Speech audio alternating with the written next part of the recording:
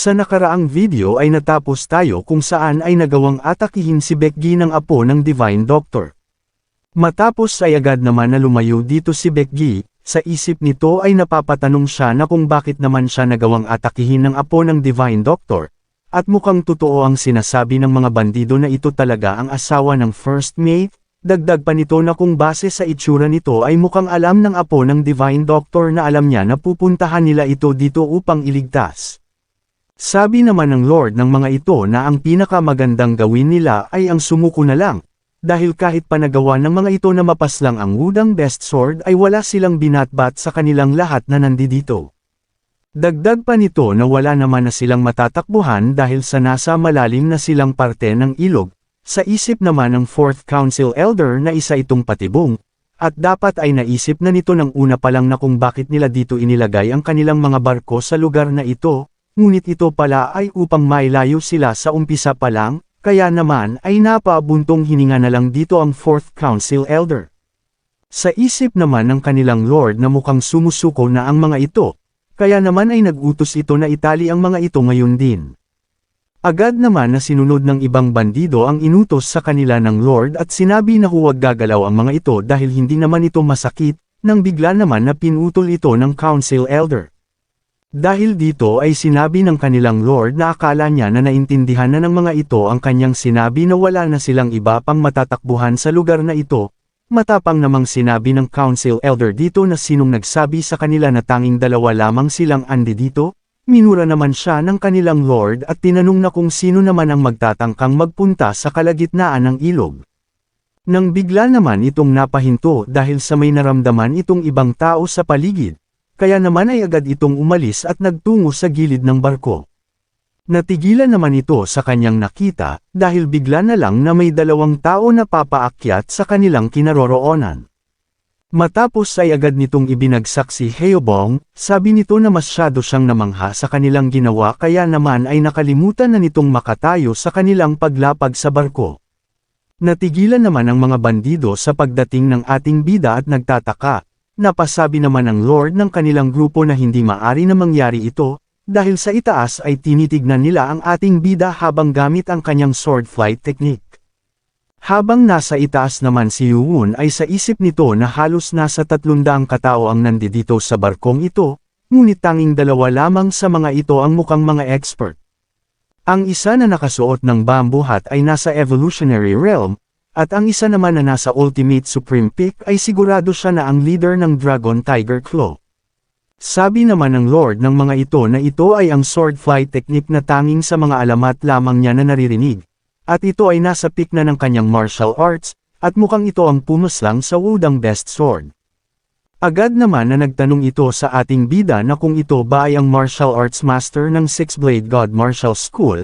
Nagtataka naman dito si Yuun kaya naman ay napaisip ito na mukhang nakita na ng mga ito ang mga bakas sa Abandoned Sword Valley at ang suot nito na blue waistband ay may kakaiba, kaya naman ay tinanong na ito ng ating bida na kung ito ba ay nagmula sa Blue Heaven Society. Nabigla naman ito sa itinanong sa kanya ng ating bida, sa isip nito na paano naman niya nalaman ang patungkol sa Blue Heaven Society.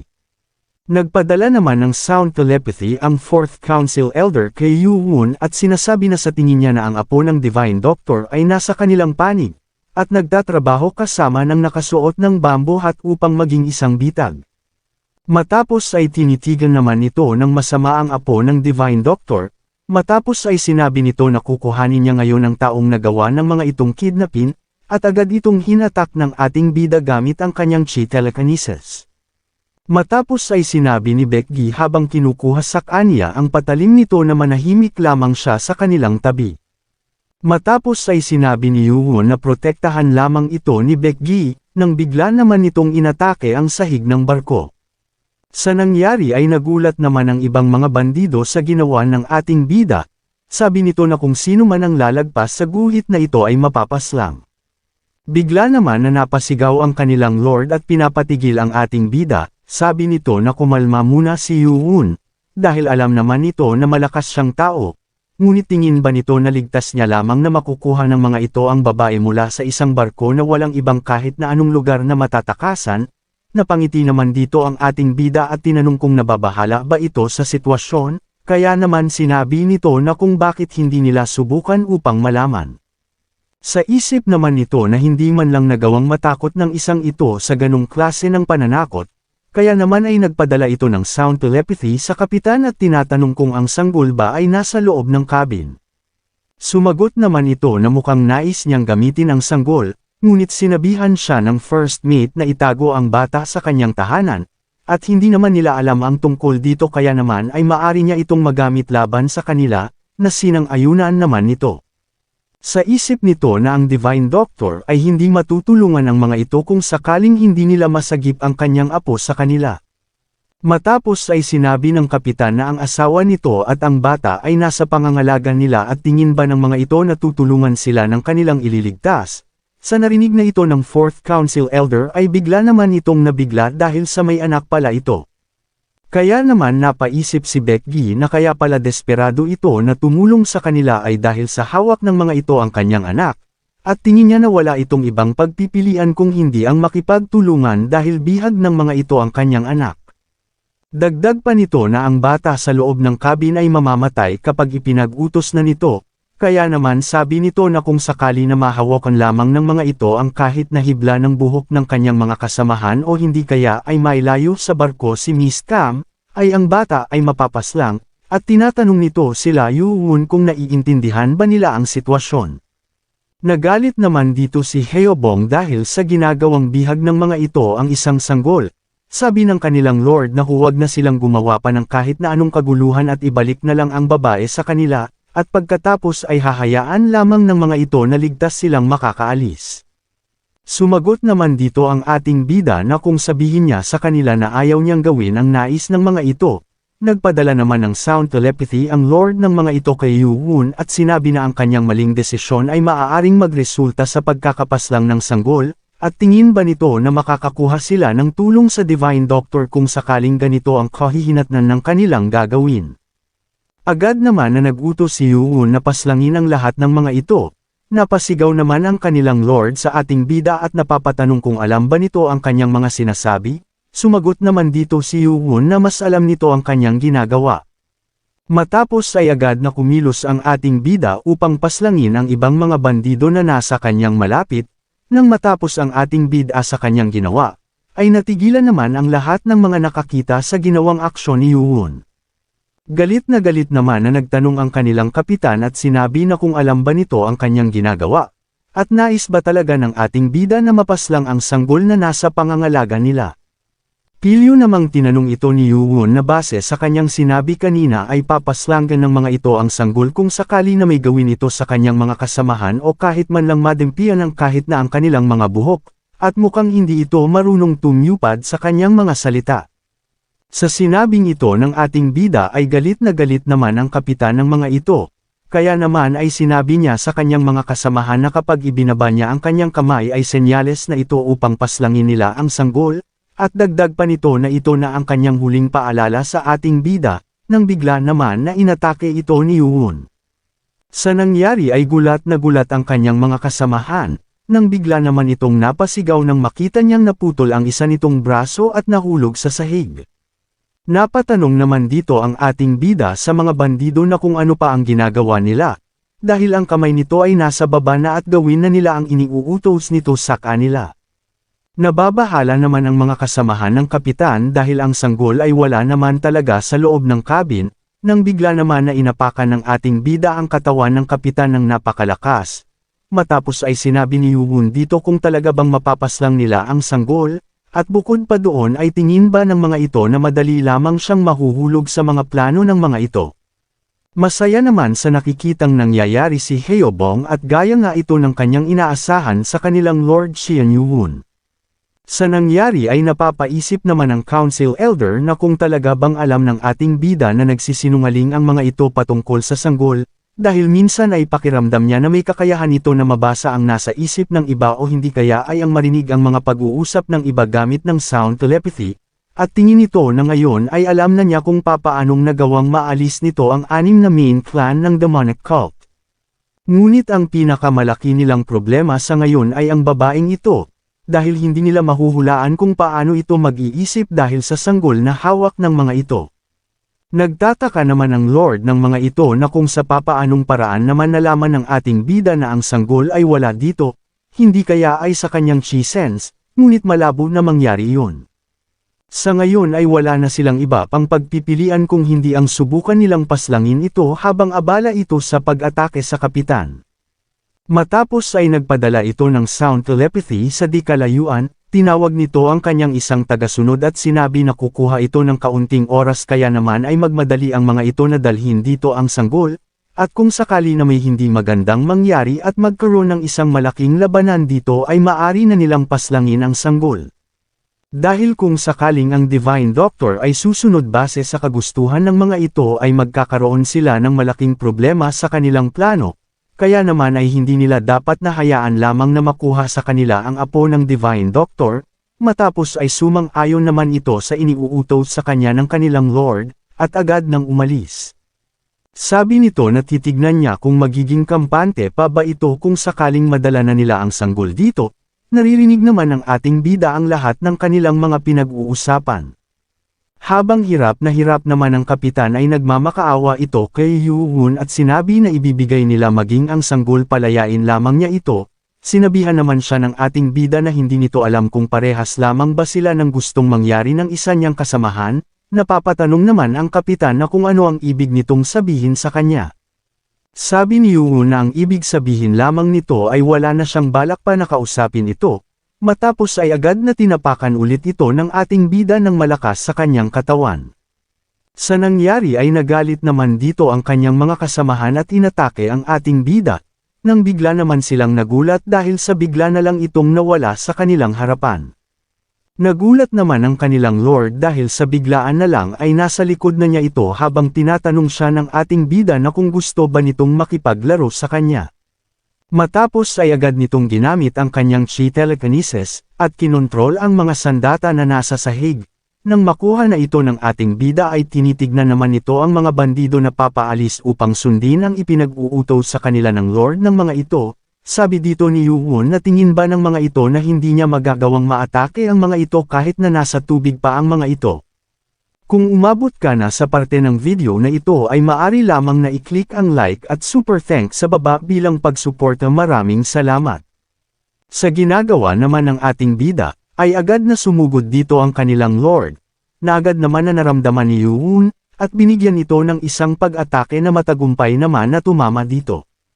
Sa isip nito na madali lamang na napawalang bisa nito ang ginawa niyang ambush attack kay Yu-hun, sabi naman dito ng ating bida na mukhang gumagawa ito ng isang sepresang pag-atake, at tingin ba nito na masisira niya siya sa ginagawa niyang konsentrasyon dahil lamang sa ganung pag-atake, matapos ay agad na tumama ang mga sandata sa mga papatakas na mga kasamahan ng Lord. Napansin naman ito ng dalawa ang papasugod sa kanilang pag-atake mula sa halimaw na si Yu-hun, kaya naman ay agad na sumisid ang mga ito sa ilalim ng tubig upang hindi magawang atakihin. Nasiyahan naman ang kanilang Lord sa nakita nito, dahil kahit na ang malahalimaw na taong ito ay walang kakayahan na kontrolin ang mga sandata sa ilalim ng tubig, at may natitira pa siyang dalawang mga tauhan at sapat na ito para sa kanyang iniuutos.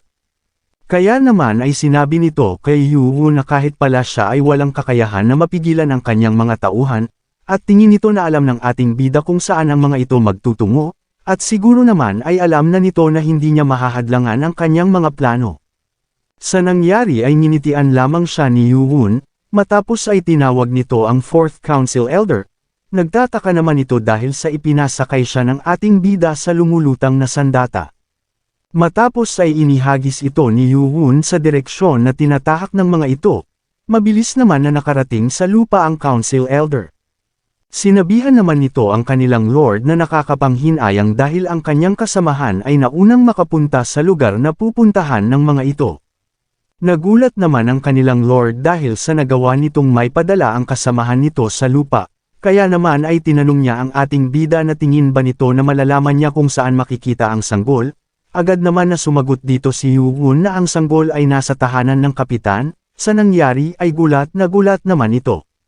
Sa isip nito ay napapatanong siya kung paano nitong nalaman ang tungkol doon, dahil sigurado siya na sinabi niya ang patungkol sa kinaroroonan ng sanggol gamit ang sound telepathy at napaka-imposible nito, puwera na lang kung may kakayahan itong marinig ang kanilang pag-uusap.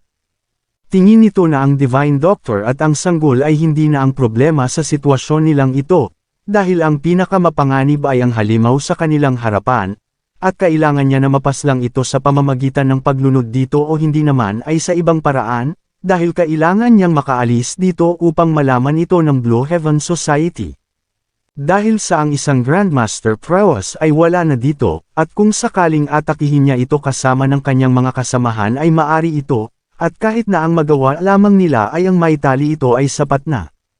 Nagpadala naman ito ng sound telepathy sa first mate, sabi nito na ang kanilang kapitan ay patay na at pinapanood lamang nito ang mga nangyayari.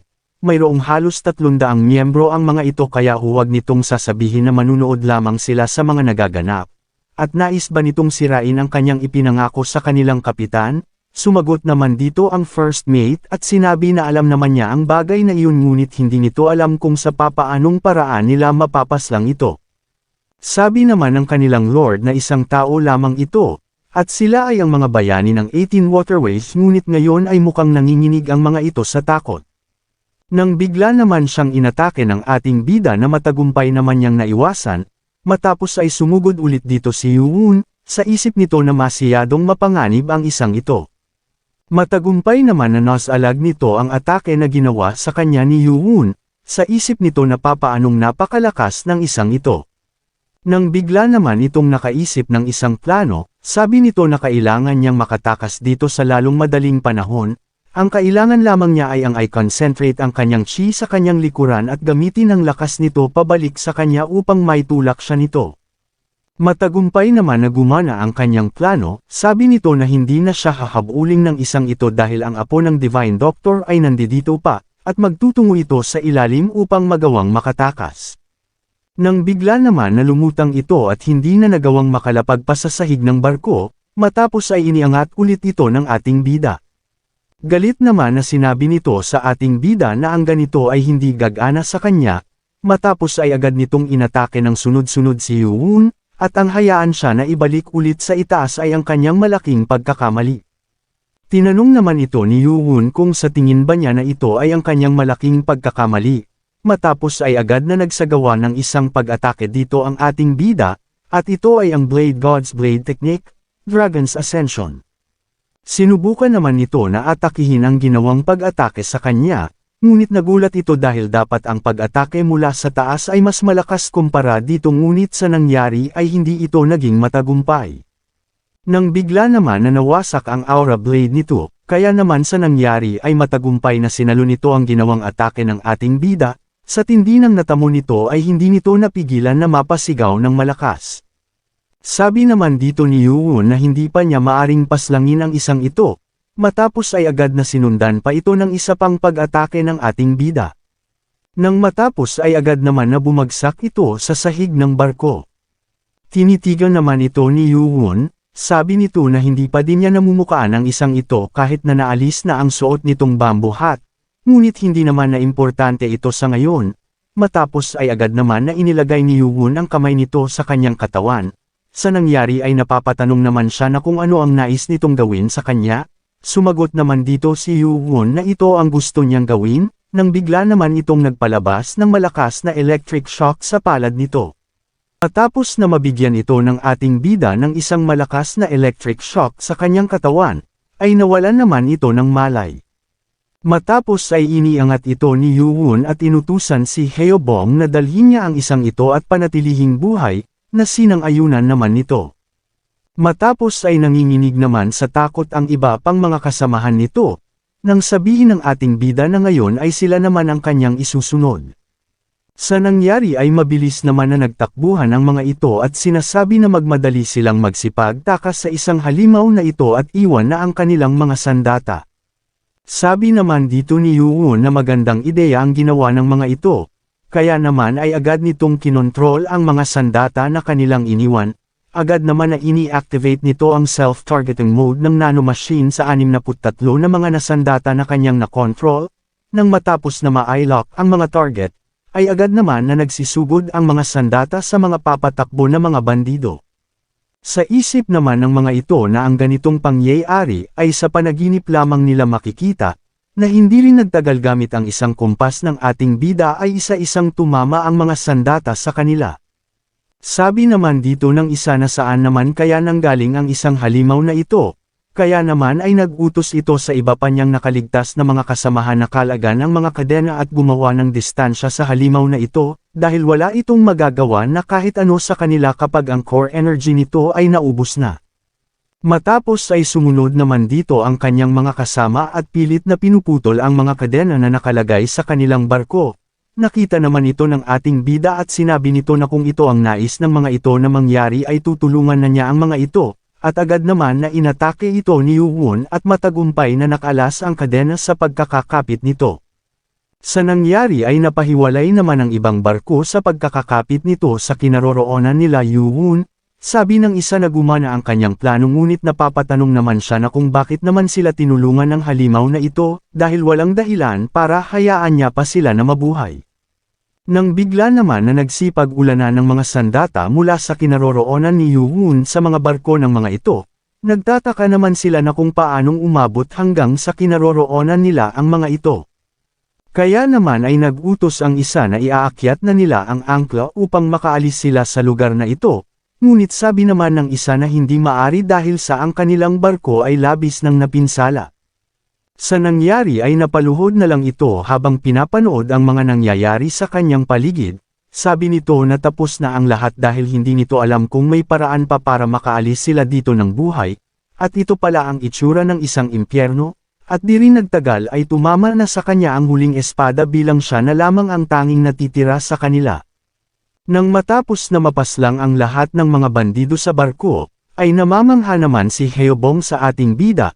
Sabi nito na talagang nakakabilib ang kanyang Lord Xian Yuwon dahil sa napaslang nito ang lahat sa isang pag-atake lamang. Napansin naman ni Baekgi ang apo ng Divine Doctor, kaya naman ay napaisip ito na kung bakit ito nalulungkot sa pagkamatay ng mga ito. Kaya naman ay sinabi nito sa apo ng Divine Doctor na maghintay lamang ito na makabalik sila dahil malapit naman nang matapos ang lahat ng ito. Dagdag pa nito na dadalhin niya dito ang kanyang sanggol maya-maya lamang, tinitigan naman ito ng masama si Baekgi at parang mayroong nais na sabihin sa kanya. Nagpadala naman ng sound telepathy si Haobong kay Baekgi dahil sa napansin nito sa apo ng Divine Doctor. Hindi nito gusto na sabihin ito ngunit sila ang nagligtas dito at sa kanyang anak ngunit mukhang sa mata ng isang ito ay sila pa ang masamang tao. Sa kabilang banda naman, ay isa-isang nililigpit ng 4th Council Elder ang mga bandido sa kanyang dinaraanan. Matapos na mailigpit ay napasabi ito na ang isang bandido na ito ay ang kanya ika-19 na nailigpit at mukhang ang lahat ay sumama sa barko bukod sa mga babae, mga bata at itong mga iilang mga gwardya nila. Nang may napansin naman ito sa di kalayuan na isang balat ng isang mabangis na tigre, sabi nito na mukhang ito na ang tahanan ng kanilang kapitan dahil sa itsura ng tahanan nito. Agad naman na nagtungo ito sa tahanan ng kapitan at sa pagpasok nito ay may nadatnan siyang isang babae na may hawak na sanggol. Sa nangyari ay natakot naman ito sa pagpasok ng 4th Council Elder dito kaya naman ay agad nitong ini-activate ang mute pressure point nito upang hindi na magsanhi ng ingay sa paligid. Nang matapos ay agad nitong pinaslang ang babae at kinuha ang sanggol upang dalhin sa kinaroroonan nila Yuwon. Humihingi naman ito ng tawad dito dahil sa hindi niya maaring buhayin pa ito dahil sa nakita nito ang kanyang muka. Matapos ay pinatulog nito ang sanggol dahil sa hindi ito maaring mag-ingay habang papatakas siya sa lugar na ito. Nang matapos ay mabilis naman na itong umalis sa lugar ng tahimik, ngunit bigla naman itong nagulat at napahinto, dahil sa nakita nito sa mga barko na kinaroroonan nila Yuwon. Nagtataka ito dahil sa loob lamang ng kaunting oras ay ang mga barko na iyon ay nagawa na nitong mapabagsak. Nang bigla naman siyang pinadalhan ng sound telepathy ni Haobong at tinatawag siya sa kanilang kasalukuyang kinaroroonan, sabi nito sa Council Elder na dito ang kanilang daan. Matapos na makarating ito sa kinaroroonan nila Yuwon ay sinabi nito na matagumpay niyang nagawa ang iniuutos nito sa kanya, at dahil dito ay binati naman siya ng ating bida. Nang may napansin naman ito, sabi nito na sigurado siya na kagagawan ito ng kanilang Lord Xian Yuwon kaya nagawang maitali at mabihag nila ang isang ito. Sabi pa nito na nabalitaan niya na kalahati sa mga kandidato para sa pagiging vice leader ay nagawa nitong maputol ang braso, at nakakaramdam siya ng takot para sa kanyang braso sa tuwing may isip niya ang bagay na iyon. Napansin naman ng 4th Council Elder ang apo ng Divine Doctor, kaya naman ay napatanong ito na kung anong nangyari sa kanya. Sabi naman dito ni Yu-Woon na hindi siya sigurado dahil sa hindi pa nito inaalis ang kanyang mute pressure points dahil sa mukha itong galit na galit, at tinitignan lamang sila nito na parang gusto silang paslangin. Kaya naman ay agad na lumapit ang 4th Council Elder dito at sinabi na nagawa na nitong makuha ang kanyang anak, matapos ay sinabi ni Yu-Woon na sa tingin niya ay maari nang alisin ng Council Elder ang pressure points nito, na sinang-ayunan naman niya. Nang matapos na matanggal ang mute pressure point nito, ay bigla naman siyang sumigaw ng malakas. Sa nangyari ay agad naman na tinakpan ng Council Elder ang bibig nito at tinatanong kung anong ginagawa nito. Dagdag pa ng Council Elder na kung sisigaw ito ulit ay ibabalik nito ang kanyang mute pressure point. Agad naman na tumahimik ito, ngunit maya-maya lamang ay sinabi nito na pinaslang nila ang kanyang asawa, at tingin ba ng mga ito na mapapatawad niya sila. Kung umabot ka na sa parte ng video na ito ay maari lamang na i-click ang like at super thanks sa baba bilang pagsuporta. Maraming salamat. Sa lugar naman ng mga bandido ay may isang lalaki na kumakatok. Lumabas naman dito ang isang babae at tinatanong kung bakit kumakatok ito sa 10 oras na ng gabi, ngunit tinitigan lang siya nito, kaya naman ay napatanong ang babae kung anong nais nito sa kanya. Sumagot naman ito at hinahanap ang apo ng Divine Doctor. Sabi naman ng babae na sigurado siya na ito ay nasa isa sa mga barko na nasa ilog. Nang malaman nito ang kinaroroonan ng apo ng Divine Doctor ay mabait naman na nagpasalamat ito, nang matapos ay agad naman nang umalis ang lalaki.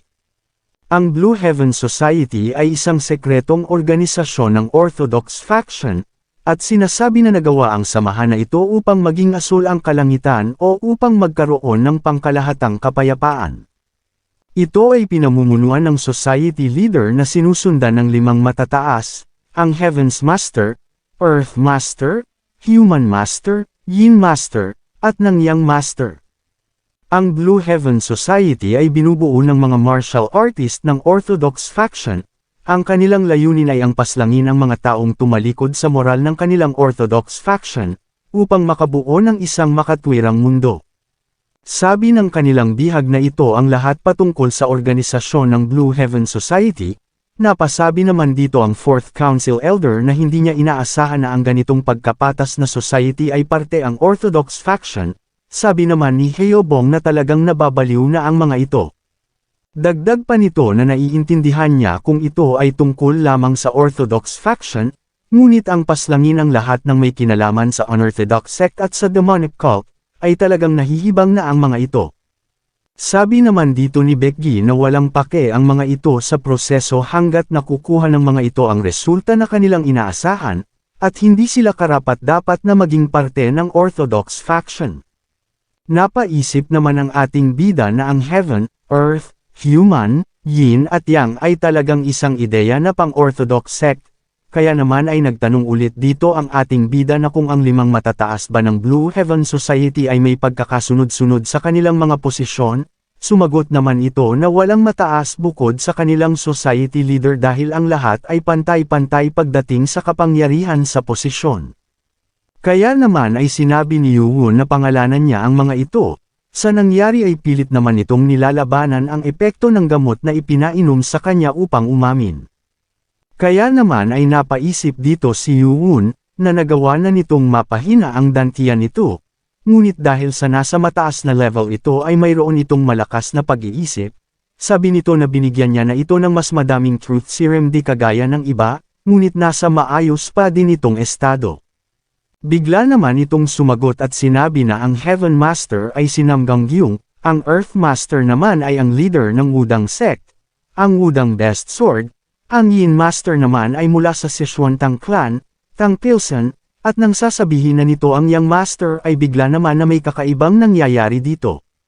Sabi naman ng nanomachine na tingin nito ay ang dami ng truth serum na ibinigay dito ay naapektuhan ng husto ang kanyang utak.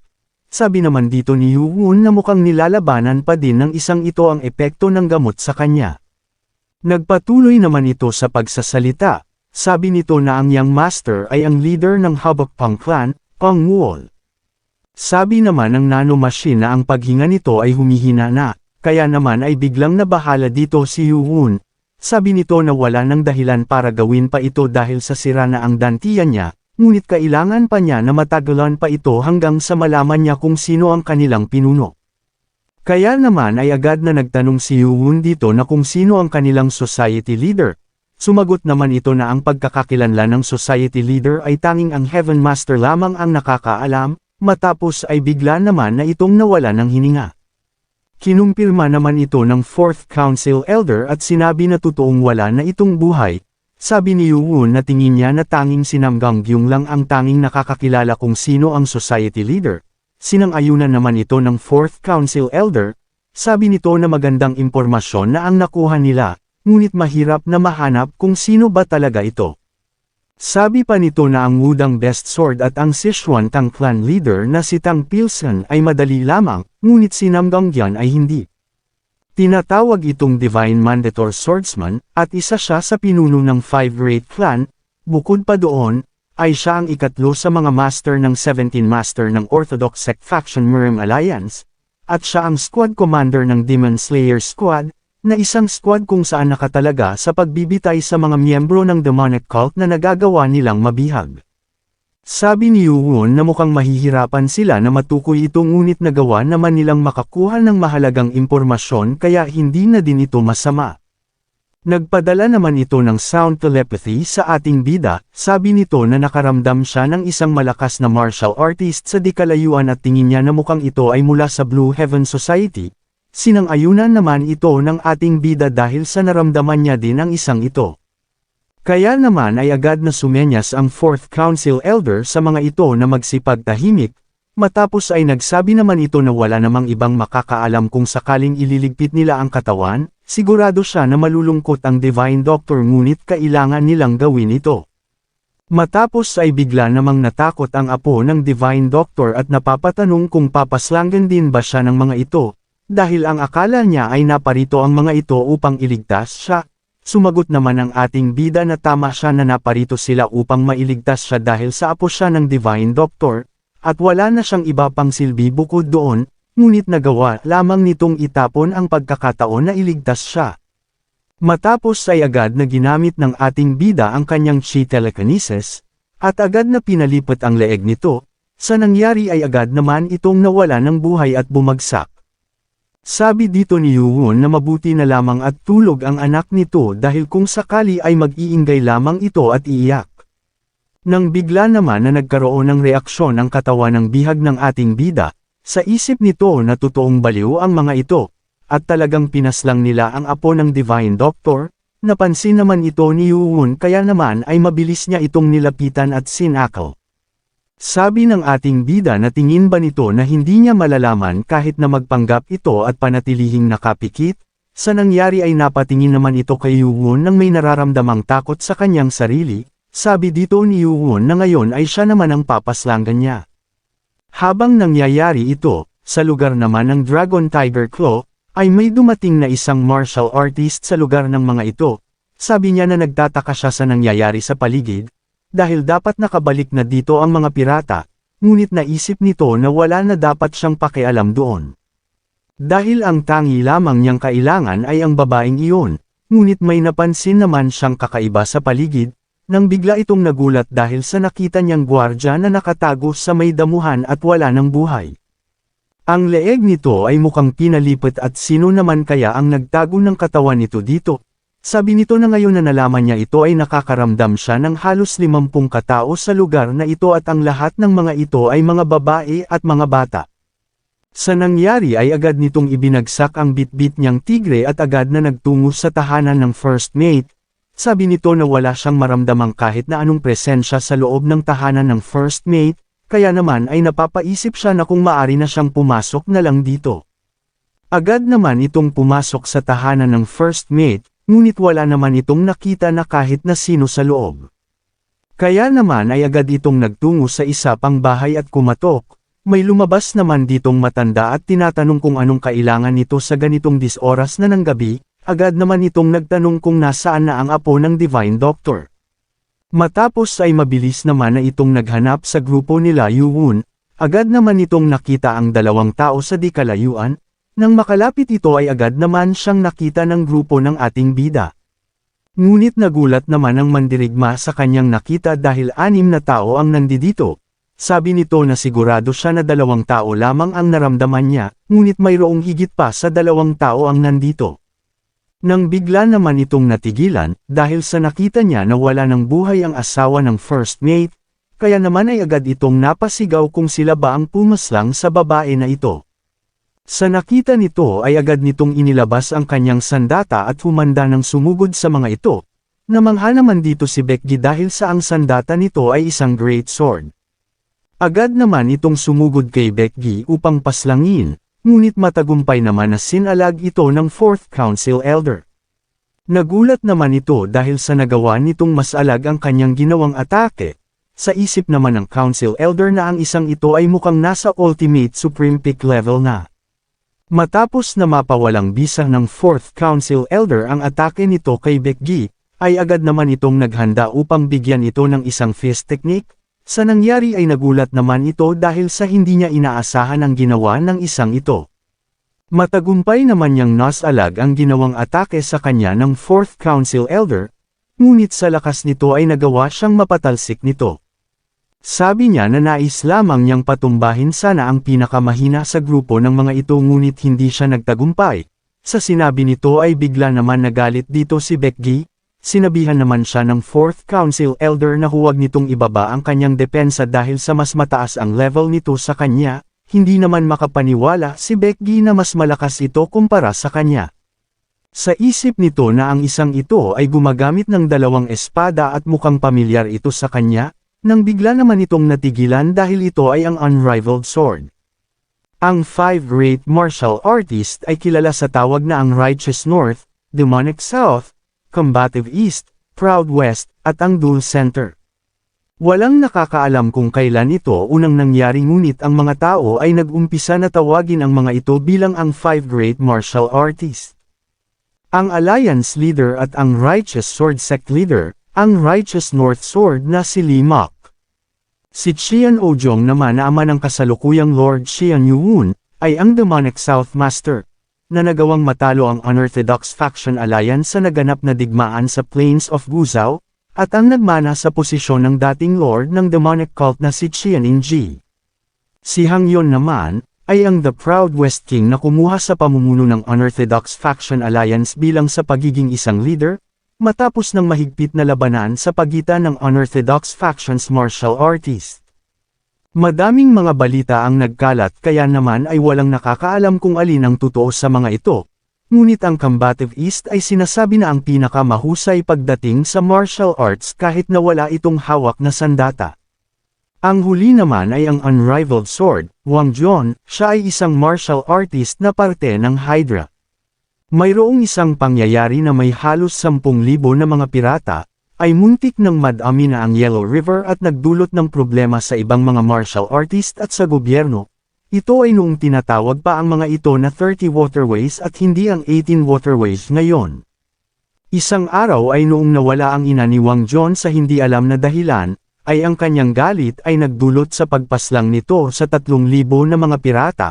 Matapos ng insidenteng ito ay nagalit ang Unorthodox Sect sa kanya at nagawang tanggihan ng Orthodox Sect dahil sa napakaraming tao ang pinaslang nito.